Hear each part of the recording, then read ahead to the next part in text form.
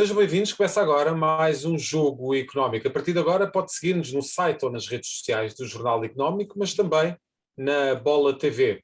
Tecnologia e futebol, a simbiose perfeita que só pode trazer benefícios. A aposta portuguesa nas startups está a embrenhar-se no ecossistema desportivo com resultados muito interessantes e que merecem reflexão. Num país apaixonado pelo futebol, as startups portuguesas ditam regras no plano internacional e pretendem protagonizar uma disrupção na indústria do desporto. Este será o tema da segunda parte deste Jogo Económico. Já sabe, use o hashtag Jogo Económico para comentar os temas que vamos ter em debate. Para já, dou as boas-vindas a Jorge Faria de Sousa e ao Nuno Braga e avançamos desde já para o hat-trick.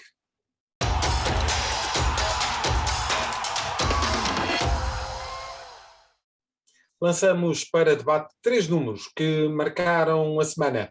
Nuno, vamos começar por falar das estimativas do Observatório do Futebol para os possíveis encaixes financeiros dos 3 grandes para a próxima janela de transferências. E são quase 306 milhões de euros que podem entrar nos cofres dos 3 grandes no mercado de transferências. É essa a estimativa do Observatório do Futebol. Ora, dos crónicos candidatos ao título, o Sporting é o clube que mais pode faturar com as movimentações de mercado. Gonçalo Inácio, Mateus Nunes e Pedro Gonçalves valorizaram-se bastante e podem permitir ao Leão um encaixe total de quase 151 milhões de euros. Segue-se o Benfica com a já muito anunciada saída de Darwin Núñez. Há muitos tubarões interessados, de resto, e ainda o menino Gonçalo Ramos em época de afirmação. Com estas 2 transferências, o Clube da Luz pode lucrar perto de 114 milhões de euros. Por fim, o Porto, que pode perder Diogo Costa, porque ele destaca no 11 dos Dragões, mas pode ganhar em troca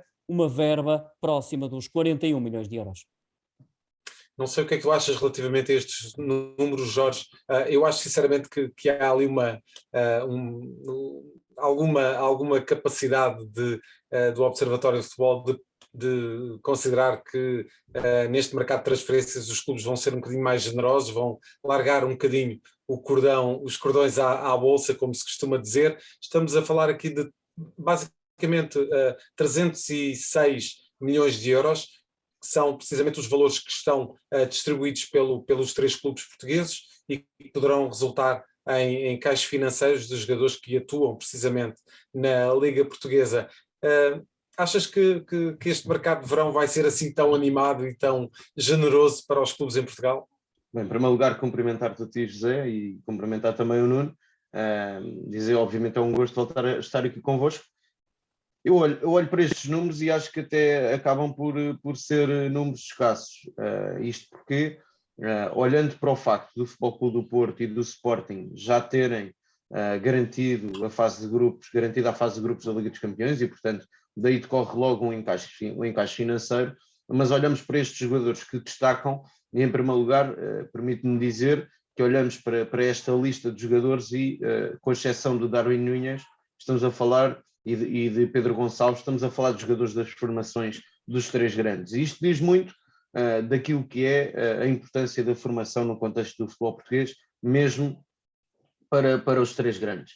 Depois dizer que faltam aqui nomes como João Palhinha, o próprio Rafa Silva, que ao que tudo indica não renovou o contrato com o Benfica e poderá estar na porta de saída, e o próprio Grimaldo, que é dos poucos jogadores no Benfica que se valorizou e que pode também ter mercado, e no Futebol Clube do Porto, claramente, na minha opinião, faltam aqui 2 nomes, ou 3, se quisermos incluir aqui também a Vanilson, que está a fazer uma época extraordinária, é muito jovem, portanto pode ser um jogador a ter em conta neste próximo mercado de transferências, mas além destes 2, além de Diogo Costa e a Vanilson, há também 2 nomes que para mim, na minha opinião, são óbvios, e falamos de Fábio Vieira e de Vitinha, sendo certo que, para quem assiste ao Jogo Económico, obviamente esta altura é a altura mais gira para podermos discutir aqui números e mercado.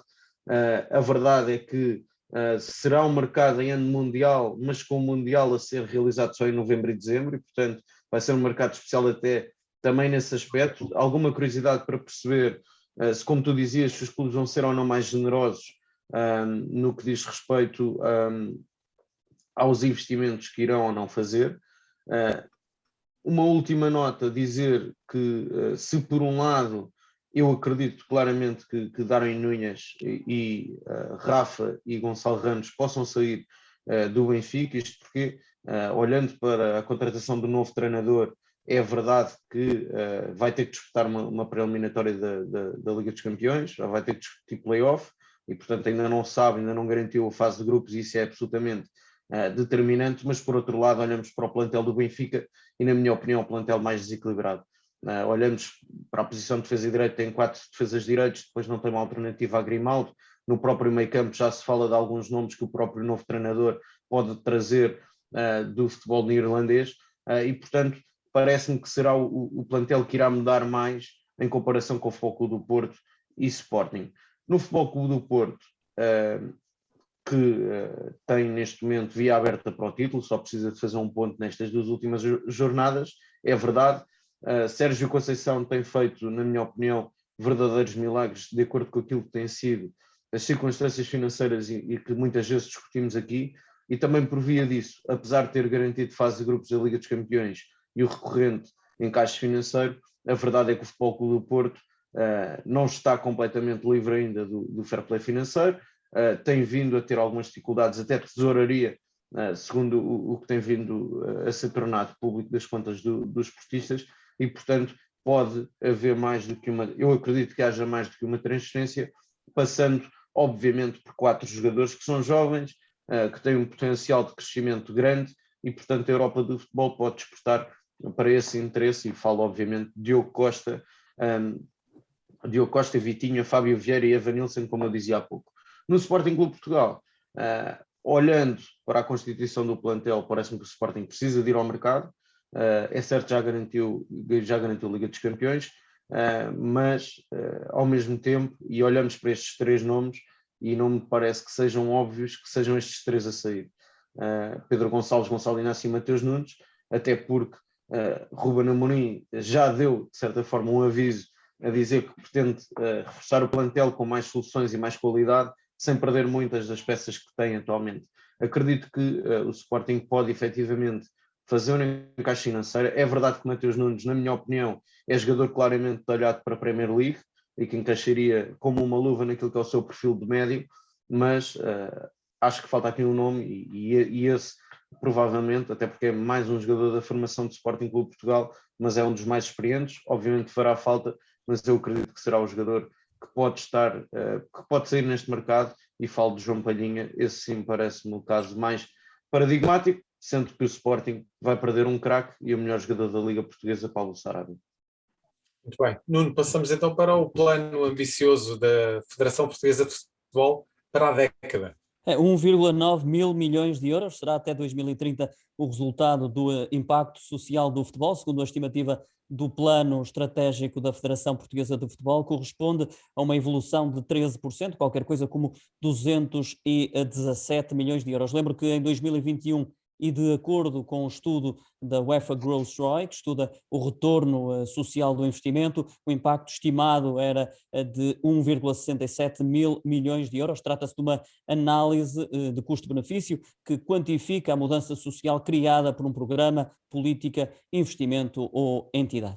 E, Jorge, de facto temos aqui um plano que abrange muito mais do que este dado que o Nuno trouxe aqui, do impacto social. Estamos a falar de uma previsão de lotação de estádios acima daquilo que neste momento existe. No fundo, o que me parece deste plano é que existe aqui, de facto, muita vontade de trabalhar a base para que depois essa base se reflita naquilo que é a cultura futebolística em Portugal. Parece-te ambicioso? Sim, é um plano ambicioso, sendo certo que há muito por fazer ainda no futebol português, em vários contextos, e tu falavas da questão das assistências nos estádios de futebol, e olhamos para alguns estádios de futebol e de facto acabam por envergonhar os próprios clubes. É certo que muitas dessas questões é recorrente da assistência de SADs e de investidores no futebol português, como todos sabemos. Mas em primeiro lugar destacaria também naquelas que têm vindo a ser as decisões tomadas pela Federação Portuguesa de Futebol, a implementação da Liga 3, porque vai profissionalizar um terceiro escalão ou semi-profissionalizar. Para estar na Liga 3 é preciso ter algumas condições e vemos de facto estádios na Liga 3 com mais adeptos do que alguns estádios da Liga 1, e isto é uma reflexão que também me parece interessante deixar. Depois dizer que no próprio futebol feminino tem havido um crescimento brutal, não só através das transmissões televisivas, o crescimento da modalidade em Portugal, o número de praticantes que tem vindo a aumentar e que de resto, se a memória não me falha, no último ano atingiu um número recorde sempre de atletas federadas femininas inscritas na Federação Portuguesa de Futebol, e obviamente este estudo vem corroborar aquilo que acaba por ser evidente para todos. Há pouco falávamos aqui de transferências, e é verdade que a indústria do futebol movimenta verbas muito significativas para a realidade daquilo que é a realidade da economia portuguesa e de um país com apenas 10 milhões de pessoas, e por outro lado olhamos para a competitividade das equipas portuguesas e vão muito além daquilo que é a dimensão do país e a própria seleção. Estamos a falar de um país relativamente pequeno e na realidade tem a melhor seleção, ou uma das melhores, na minha opinião, uma das melhores seleções e mais fortes seleções do mundo, e portanto, obviamente, o futebol tem um impacto brutal e muito significativo, quer em termos sociais, quer em termos financeiros, em Portugal, e basta olharmos para o número de clubes no ativo, com escalões de formação e equipas sénior espalhados por todo o país. E fechamos precisamente com uma percentagem, a percentagem precisamente de clubes da Premier League que têm casas de apostas como patrocinadores. Nuno? São 45%, percentagem de clubes que militam num escalão maior de futebol inglês, cujos patrocinadores, de facto, são casas de apostas, um tema que tem sido bastante badalado e que levou o governo britânico a tomar uma posição, pretende uma mudança na legislação para definir os limites de patrocínio destes operadores aos clubes, assim como a visibilidade nas camisolas. Esta também já foi uma questão muito discutida em Espanha, recordo, as casas de apostas chegaram a patrocinar mais de 77% das equipas de La Liga. E a nossa abordagem relativamente a este número, Jorge, é se Portugal se pode dar ao luxo de criar uma legislação deste tipo? Provavelmente não, porque obviamente este tipo de patrocínios é uma das fontes de receita muito importante obviamente para os clubes, sobretudo para os clubes de menor dimensão. Cá em Portugal também temos muitos clubes com patrocinados, o main sponsor da camisola a ser casas de apostas, e portanto obviamente olhando para a dimensão do nosso país e obviamente provavelmente com esta alteração para os atuais patrocinadores, acredito que tenham registado um aumento de receitas e portanto é difícil, provavelmente será difícil algum patrocinador igualar a oferta que é feita por estas casas de apostas. Mas olhamos, por exemplo, para o caso da La Liga, que o Nuno referia aqui, onde 77% dos clubes chegaram a ser patrocinados por casas de apostas, a própria La Liga chegou a ser patrocinada por uma casa de apostas e, portanto, o mesmo sucedeu também para a Liga Portuguesa.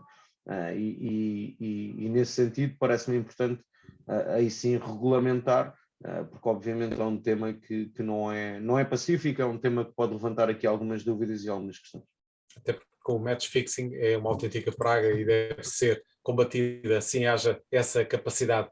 Nuno Braga, muito obrigado por teres trazido os números do Hat-Trick desta semana. Já a seguir, na segunda parte deste jogo económico, vamos falar de uma simbiose perfeita, tecnologia e futebol. É já a seguir neste jogo económico.